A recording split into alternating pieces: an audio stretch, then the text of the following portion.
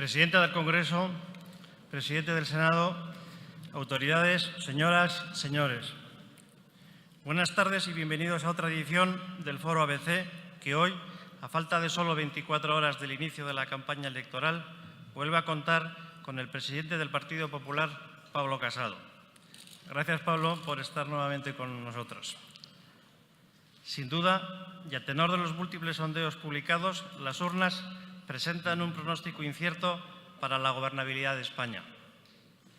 Dos bloques ideológicos, representados por 5 partidos políticos, plantean un escenario de incertidumbre en el que el Partido Popular aspira a reunir el número de escaños suficiente para lograr la investidura con el respaldo de Ciudadanos y de Vox. No obstante, tal y como muestran las encuestas, el Partido Popular está en el trance de verse afectado por una paradoja. Cabe la posibilidad de que el porcentaje de votos logrados por el centro-derecha sea superior al de la izquierda y, sin embargo, el reparto de escaños en virtud de la Ley D'Hondt impida la consecución de una mayoría suficiente. La pretensión de nuestro invitado es precisamente evitar esa circunstancia y de ahí su esfuerzo por tratar de aglutinar a un votante de centro-derecha que maneja también otras opciones políticas. Cualquiera que conozca un poco a nuestro invitado sabe que es un magnífico orador, que dice lo que cree y que está dispuesto a dar la batalla por esas creencias. Fueron estas, sus ideas, las que lo uparon a la victoria en el primer proceso de primarias del Partido Popular. Desde esa posición ha liderado una combativa oposición a Pedro Sánchez y tiene ahora su primera prueba de fuego personal a nivel nacional, después de que el PP consiguiese forjar una mayoría suficiente para acceder al Gobierno de la Junta de Andalucía. Lógicamente, resulta prematuro avanzar cualquier diagnóstico sobre el resultado de las urnas porque el margen de error puede ser muy grande. Por eso es relevante y muy agradecer que Pablo Casado acuda a una tribuna como la que hoy ofrece ABC para desgranar su programa y explicar sus compromisos políticos. El hecho de que aparentemente haya un 30% del electorado que aún se declara indeciso mantiene abiertas todas las posibilidades. Y desde esa perspectiva, este Foro ABC contribuye hoy a enriquecer el debate político previo a una campaña que promete ser apasionante. Estoy convencido de que el debate será muy constructivo y de suma utilidad para profundizar en aspectos esenciales de nuestra política, de nuestra economía y nuestra sociedad en democracia. Muchas gracias.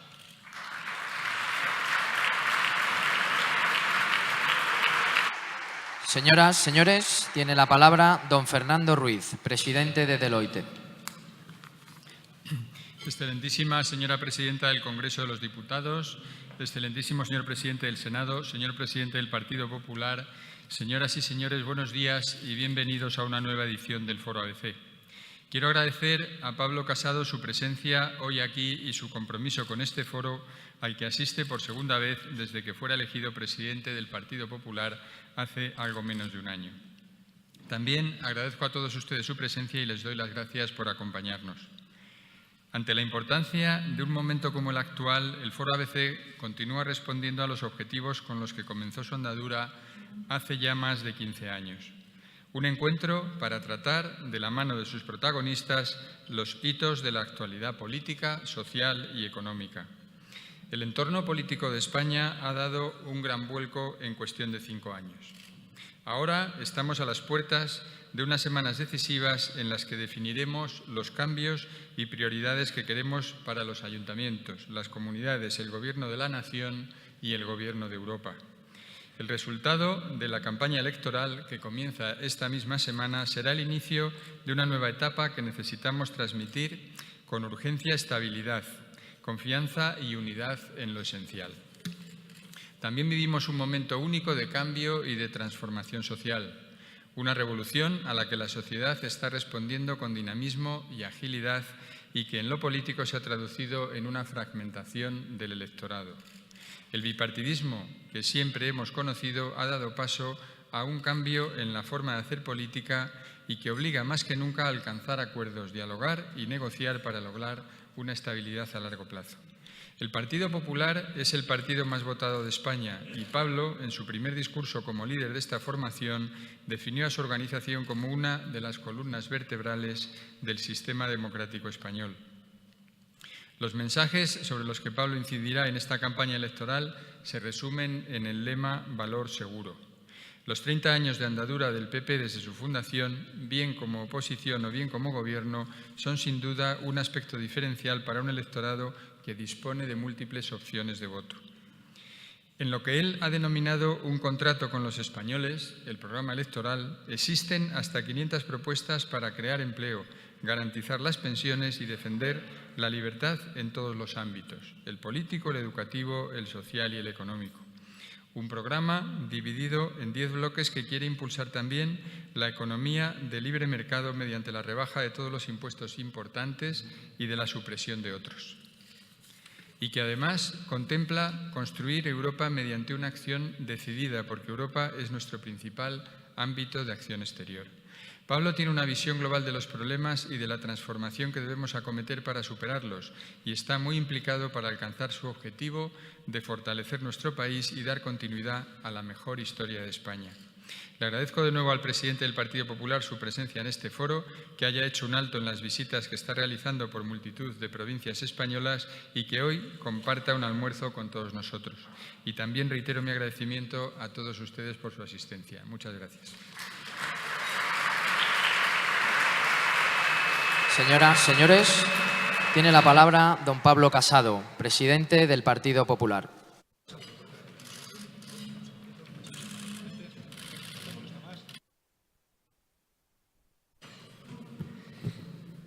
Muchas gracias a todos, presidente de Vocento, director de la ABC, presidenta del Congreso, presidente del Senado, presidente de Deloitte, consejero delegado de Vocento y también el presidente de Viesgo, vicepresidente de Santander, presidente de la Cámara de Comercio de los Estados Unidos, presidente del Consejo Asesor de KPMG y Herbert Smith, presidente de Talgo, exministro Serra, exministra Aguirre, vicepresidente de Renault. Perdonadme, ya no quiero seguir avanzando por si se me olvida alguno. Queridos señores, señoras y queridos compañeros también del Partido Popular, candidatos, muchas gracias por invitarme por segunda vez a este foro ABC, que además en esta ocasión voy a intentar que, al igual que en la primera, basé mi intervención en los 5 pilares básicos, en esos principios que denominábamos liberal-conservadores, que habían vertebrado la historia de este centenario diario, imprescindible en la consecución de nuestras libertades, como es el ABC, y también en la propia existencia del proyecto del Partido Popular. Al igual que luego, en la primera entrevista que di como presidente del Partido Popular, al director del ABC, desglosé ese decálogo que proponíamos y que luego basó la Convención Nacional. En este caso, la inspiración nos ha cogido trabajando las elecciones, la convocatoria anticipada, nos ha cogido ya prácticamente con un programa ya hecho, lanzado a todos los españoles. Hoy voy a intentar detenerme en las reformas económicas y en ese proyecto que va a vertebrar nuestra acción política y que va a determinar también la posibilidad de hacer unas reformas tanto en la administración como en la educación, como la política de seguridad, de defensa y de justicia, que tienen que estar basadas precisamente en una correcta administración de los recursos públicos. Han pasado prácticamente 9 meses en los que he recorrido 140.000 kilómetros por toda España. Es lo que equivale aproximadamente a 3 vueltas y media al mundo. Y después de este recorrido de casi 4 veces la geografía nacional que ahora empiezo, lo que podemos decir es que nos hemos reunido con todos los colectivos, nos hemos reunido en todas las provincias. Ayer, precisamente, cumplí la provincia 52, incluyendo tanto las islas que no son provincias, La Palma, Fuerteventura, Lanzarote, Menorca, Ibiza, 52 provincias en apenas 2 meses y medio. Por tanto, el Partido Popular ha estado abierto a la sociedad, ha estado recibiendo propuestas de muchos de los empresarios, de los representantes de la sociedad civil que están aquí hoy representados amablemente para escucharme, y hemos lanzado un proyecto, un contrato por España, que sigue declinado en esos 10 puntos fundamentales, en ese fortalecimiento institucional de España, en esa revolución fiscal a la que hoy me referiré en esa reforma de la Administración, valiente, audaz, inédita en nuestro país, en la reforma educativa imprescindible y necesaria, también en la sostenibilidad del estado del bienestar, en sexto lugar en el reto demográfico y en luchar a favor de la maternidad, séptimo lugar en la cohesión territorial de nuestro país, en general, en el entorno europeo y en el rural, en octavo en la reforma de la justicia y la potenciación de la prisión permanente revisable, en penúltimo lugar en la seguridad, tanto en la ley de ocupación como también en lo relativo a una migración ordenada y, por último, los retos globales, la revolución digital, el cambio climático y la política exterior. Pero, como decía hoy, casi a petición de este diario, queremos desglosar lo que ya venimos hablando, que es una revolución fiscal y, sobre todo, la mayor devolución de soberanía al ciudadano y al contribuyente, yo me atrevería a decir, desde el año 98. En el que una revolución de este calibre, que tocó todos los tipos, que bajó todos los impuestos, tuvo la posibilidad de decir, con datos reales, que devolvió un 5,3% de capacidad adquisitiva a cada español y que además incrementó la recaudación de 180 a 330.000 millones de euros. Lo que hemos propuesto ahora es la supresión, nada más llegar al Gobierno, del impuesto de sucesiones, donaciones, patrimonio, actos jurídicos documentados, la rebaja del impuesto de la renta por debajo del 40% en el marginal máximo y la rebaja del impuesto de sociedades por debajo del 20%. Al mismo tiempo, vamos a extender un año más la tarifa plana para autónomos y, tal y como he anunciado hace apenas una hora en el Google Campus de Madrid, vamos a fomentar la inversión en startups a través de la facilitación de la llegada de inversión, de venture capital, de capital riesgo y también del exit y carried interest a todas nuestras empresas y además con el procedimiento sandbox, de manera que las inversiones que se hagan en innovación, que se hagan en startups, no afecte al resto de las empresas. Lo hemos hecho además con una propuesta muy innovadora que es las Business Grade Offices. Como he dicho en nuestro idioma, vamos a implantar esas oficinas británicas que tan buen resultado ha dado para que los emprendedores tengan en una sola oficina los trámites del registro mercantil, de la seguridad social y de la agencia tributaria para conseguir que en España se cree una empresa en solo 5 días hábiles. Y además, con una plena capacidad de sus personal para el bilingüismo y también con la condición de que haya un paquete de bienvenida de solo 2 caras para toda la tramitación de inscripción de las empresas y que se pueda hacer también por trámites telemáticos y esperemos dentro de poco telefónicos, como ocurre precisamente en Gran Bretaña. Por tanto, autopista administrativa para la creación de empleo, bajada de los impuestos y, en tercer lugar, una ley inédita en España, una ley de armonización de la unidad de mercado en base a nuestra propia Constitución, en el artículo 150, que prevé en su apartado tercero que se pueda, desde el Estado, quitar las barreras que entre autonomías o entre provincias o entre cualquier administración se hayan podido elevar a la libre desenvoltura o al libre emprendimiento o al libre comercio que tenemos que tener en nuestro país. Como decía, hoy vamos a cuantificar estas medidas, porque la gente nos empezaba a decir no vamos a competir en materia de fiscalidad, porque esto nadie ha dicho que no cuadrara, pero sí que hemos hecho nuestras cuentas con los organismos, además oficiales, de manera que la rebaja del IRPF va a liberar 4.000 millones de euros a los contribuyentes, la rebaja del impuesto a sociedades va a suponer 3.700 millones de euros a la economía productiva, la supresión del impuesto de patrimonio dejará de recaudar 1.200 millones, la del impuesto de sucesiones y donaciones liberará 2.700 millones de euros a las familias españolas. La supresión del impuesto de actos jurídicos documentados permitirá 1.200 millones de euros para aquellos que quieran comprar una vivienda y la extensión de 12 meses más de la tarifa plana para autónomos, 700 millones de euros más.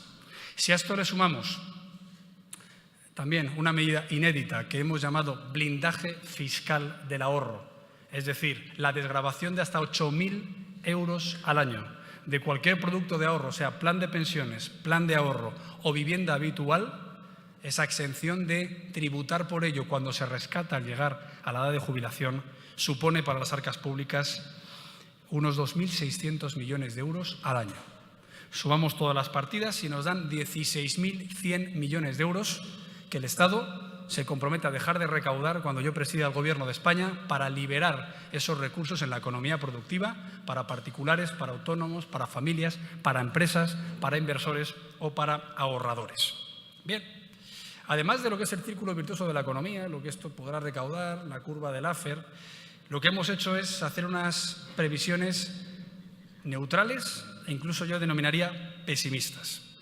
Con el aumento del PIB que supondría esta medida, hemos pensado que podría sumarse el PIB en un 2,34% aproximadamente en la liberación de estos recursos. Se aumentaría, por tanto, 21.000 millones de euros el PIB. Y se crearían, por tanto, en unos cálculos sensatos y prudentes, 360.000 puestos de trabajo adicionales. Eso supondría una recaudación adicional para las arcas públicas de 12.359 millones de euros. Eso en cuanto a reactivación económica.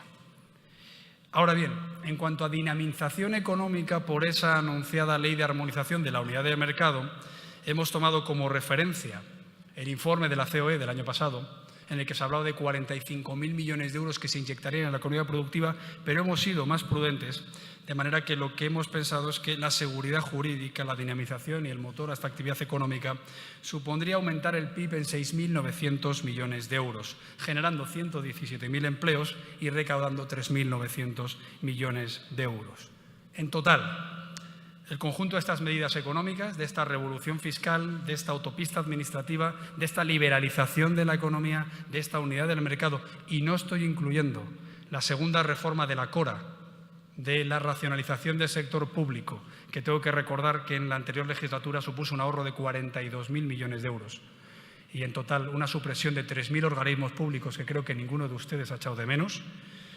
Esto supone en total que el PIB aumenta en 28.000 millones de euros, que se crean 482.000 empleos adicionales y que la recaudación aumenta en más de 16.300 millones de euros. Insisto, en datos de AET, en datos de crecimiento económico, con las previsiones adicionales que además coinciden con el estudio macroeconómico que hizo algún medio de comunicación cuando anunciamos esta rebaja fiscal, incluso la supera.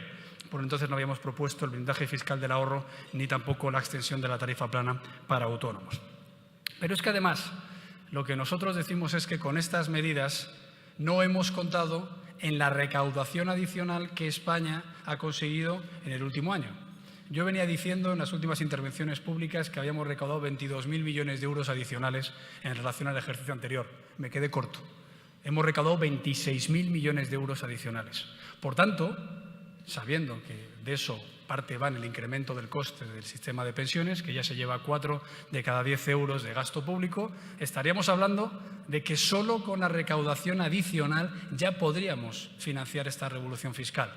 Es decir, que nuestra propuesta de reducir los impuestos en un momento en el que la certidumbre a nivel internacional empieza a dar signos de desaceleración, en un momento en el que Alemania preocupa por la ausencia de crecimiento, la guerra comercial de Estados Unidos y China no remite y el Brexit puede suponer no solo un problema para la Unión Europea, sino también para el comercio que tiene España con el Reino Unido.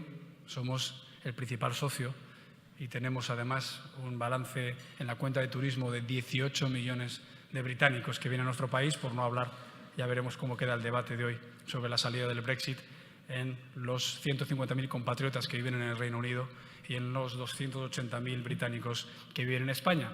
Por tanto, un periodo de incertidumbre internacional, una ralentización que a lo que conlleva es a que un gobierno responsable lo que haga es aumentar la competitividad empresarial, la competitividad fiscal, la competitividad laboral y la competitividad en materia de los costes fijos. ¿Por qué digo esto? Porque además de la revolución fiscal, además de la reforma en materia del blindaje fiscal del ahorro, además de esa autopista administrativa para la creación de empresas, nosotros estamos proponiendo otras medidas para incrementar la fuerza productiva de España. Hemos planteado que sea compatible la prestación de una pensión la jubilación para aumentar la vida laboral. Hemos planteado también que en los 2 años después de que un parado de larga duración haya decidido emprender, haya decidido ser autónomo, haya decidido capitalizar su prestación de desempleo, no va a pagar ningún tipo de impuesto por los beneficios derivados de su labor empresarial. O, por ejemplo, hemos planteado una reforma de la Administración por la cual la nueva función pública, manteniendo los derechos adquiridos por todos los funcionarios que han accedido a su plaza por competencia y en justa lid y además con una capacitación como toda la función pública española. Lo que decimos es que a partir de ahora esa reforma, olvidada durante 3 legislaturas de la Administración, permita también la remuneración por objetivos, permita en definitiva que los funcionarios, en base a la libertad de elección de servicios públicos que también tenemos en otro apartado de nuestro programa, puedan recibir esa remuneración adicional. Decía también que estos costes fijos afectan no solo a la fiscalidad, no solo al entorno de competitividad empresarial, sino también laboral.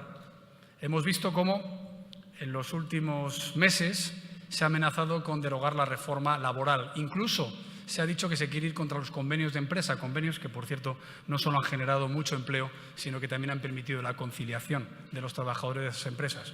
Nosotros hemos dicho que la reforma laboral hay que mantenerla, incluso intensificarla. Y lo que hemos dicho es que, en algo que hoy se está debatiendo mucho, que la subida del salario mínimo interprofesional se tiene que acordar con los operadores laborales, es decir, con los sindicatos y con la patronal, tal y como nosotros lo habíamos acordado. ¿Por qué? Porque los 126.000 parados más que hay en nuestro país desde que Pedro Sánchez formó gobierno hasta que se convocaron las elecciones generales son en gran medida por la subida de los costes fijos en la empleabilidad y también por la amenaza de subir las cotizaciones sociales y de subir 6.000 millones de euros todos los impuestos. Hoy la ministra de Economía decía que va a mantener también el impuesto a las transacciones financieras y el impuesto a las transacciones tecnológicas. Por tanto, competitividad también en el entorno laboral. Nosotros también nos comprometemos a rebajar las cotizaciones sociales lo que sea posible, lo que se pueda pactar con los sindicatos y la patronal, como también queremos sentarnos, nada más llegar al Gobierno, con los sindicatos y con los empresarios para saber cómo se tiene que actualizar el salario mínimo interprofesional, como nosotros habíamos pactado en la pasada legislatura, después de haber subido un 4 y un 8% respectivamente en los 2 ejercicios anteriores este índice de salario mínimo interprofesional. Pero también nosotros estamos planteando más cuestiones para mejorar esta competitividad. Una de ellas afecta también a la formación. Nosotros pensamos que la competitividad pasa por una reforma educativa en la cual también nuestros jóvenes llegan al mercado de trabajo con la mejor capacitación posible. Hemos apostado por un MIR educativo para el profesorado. Hemos apostado por unas pruebas de evaluación, además vinculantes en bachillerato. Hemos apostado por la libertad de elección, no solo del colegio, sino el tipo de educación, sea concertada, sea especial, sea en el entorno rural. Hemos apostado por las materias tecnológicas y matemáticas desde primaria y secundaria, las llamadas STEM, que es de lo que nuestros hijos van a trabajar en un futuro. Hemos apostado por las humanidades también y por la troncalidad de las materias en toda España y por el bilingüismo en inglés. Y también hemos apostado por la formación profesional dual que la Comunidad de Madrid con tanto éxito ha ensayado. También hemos apostado por el concierto al bachillerato y por la educación infantil de 0 a 3 años. En definitiva, una reforma educativa solo comparable probablemente a la que se intentó en el año 97 o la que se derogó por Real Decreto después de aprobarse en el 2004 y que continúa con la aprobada en el 2015, que ya venía arrojando un descenso del fracaso y el abandono escolar en torno al 8%. Por tanto, competitividad también en la formación. Pero también queríamos hablar de la competitividad en el tamaño empresarial. Uno de nuestros compromisos es que las empresas podáis crecer. Todos nos decís, está aquí el presidente del Círculo de Empresarios, al que no había visto, John, perdón. Todos nos decís que el problema que tiene ese casi 95% de tejido empresarial en España, que son o pymes o microempresas, muy por encima del país, de los países con los que competimos, es que hay barreras fiscales, barreras sindicales, barreras regulatorias para no crecer, que incluso separa ese crecimiento en la creación de empleo para no tener que pasar ese umbral. Nosotros nos comprometemos a quitar todas esas barreras para que la empresa española pueda crecer, pueda tener la capacidad de crear más empleo, pero también de demostrar, como ha demostrado en la última crisis, que puede salir al exterior, que puede internacionalizarse, que puede equilibrar la balanza por cuenta corriente, como conseguimos hacer en los peores años de la crisis. Una competitividad en el crecimiento empresarial, pero también en el sector público, en la reducción de las trabas burocráticas. Nosotros hemos apostado por el silencio positivo. Hemos apostado porque no se estén paralizando inversiones y empresas simplemente a falta de una licencia, a falta de un trámite que vamos, como he dicho, a canalizar en base a la Constitución, armonizando esa unidad del mercado. Y por último, los costes fijos también son energéticos. Yo veo aquí al sector del motor, de la automoción, que se queja de esa tarifa energética que está subiendo a veces por la demagogia medioambientalista que anticipa los cierres del carbón y de la nuclear incluso antes de lo pactado en las ya suficientemente exigentes previsiones de la Unión Europea.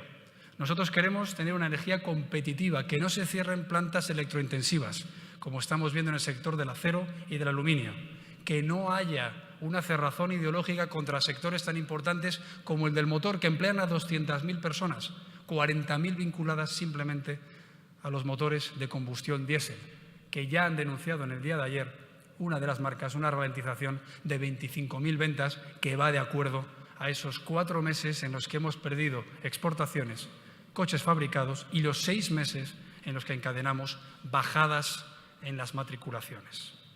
Esto son nuestras medidas, pero déjenme levantar el zoom para saber en qué entorno la estamos proponiendo.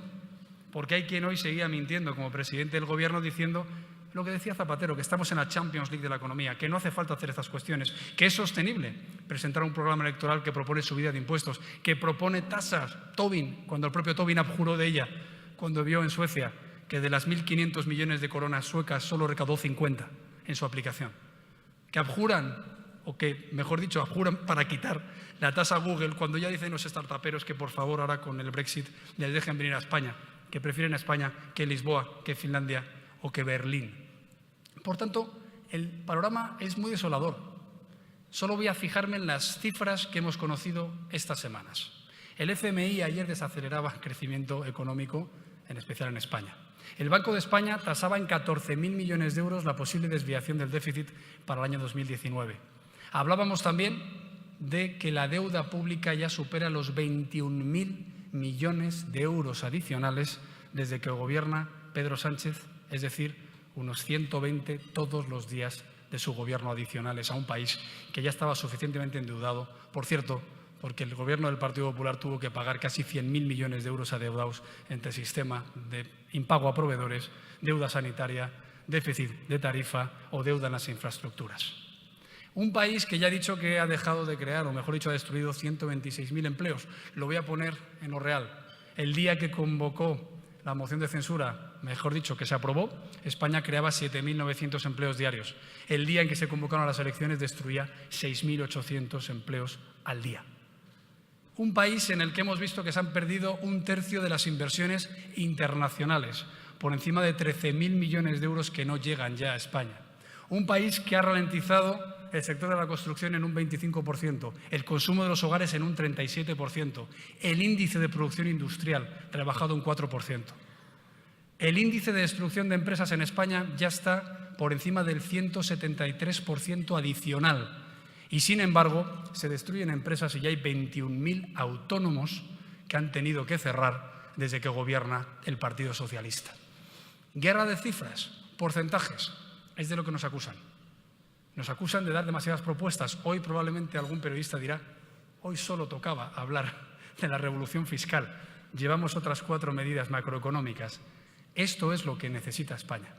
Necesita un partido que, más allá del candidato que humildemente cree que tiene las ideas claras para volver a gobernar este país, tenga un equipo detrás, económico, de gestión, un balance en todas las administraciones, que tengan la certidumbre de que cuando hemos gobernado hemos salvado la quiebra que dejó Felipe González, no teníamos dinero ni para pagar las nóminas del mes de diciembre, y la recesión gravísima abocada a un rescate de la Unión Europea, con la que en el 2011 Rodríguez Zapatero adelantó las elecciones, por cierto, con ese programa de ajuste brutal que votó Pedro Sánchez como diputado en el Congreso. Por tanto, si no queremos tener una tercera recesión, si no queremos que al final la destrucción masiva de empleo, hasta 3,5 millones nos costó la última crisis, vuelva a nuestro país, creo que es fundamental apostar por aquellos que ya hemos sabido hacerlo y, sobre todo, que estamos cuantificando, haciendo memoria económica y diciendo qué políticas pueden funcionar. Y algo muy importante, que estamos dispuestos a hacerlas en los 100 primeros días de gobierno. No es un dicho. Nosotros venimos a echar el resto por España. Nosotros no vamos a estar al albur de las manifestaciones, de las movilizaciones o de los acuerdos parlamentarios. Este es nuestro programa, cuantificado, para que los electores sepan que lo vamos a hacer nada más llegar al Gobierno, que va a tocar además todas las partidas que a los españoles les preocupan. No solo el empleo, también la subida de las pensiones, también la mejora de la educación, también el rescate de un sistema sanitario que cada vez que hay crisis se aboca a la insostenibilidad.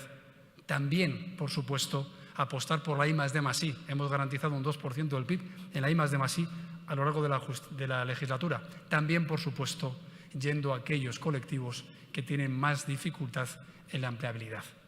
Esta es nuestra apuesta por España.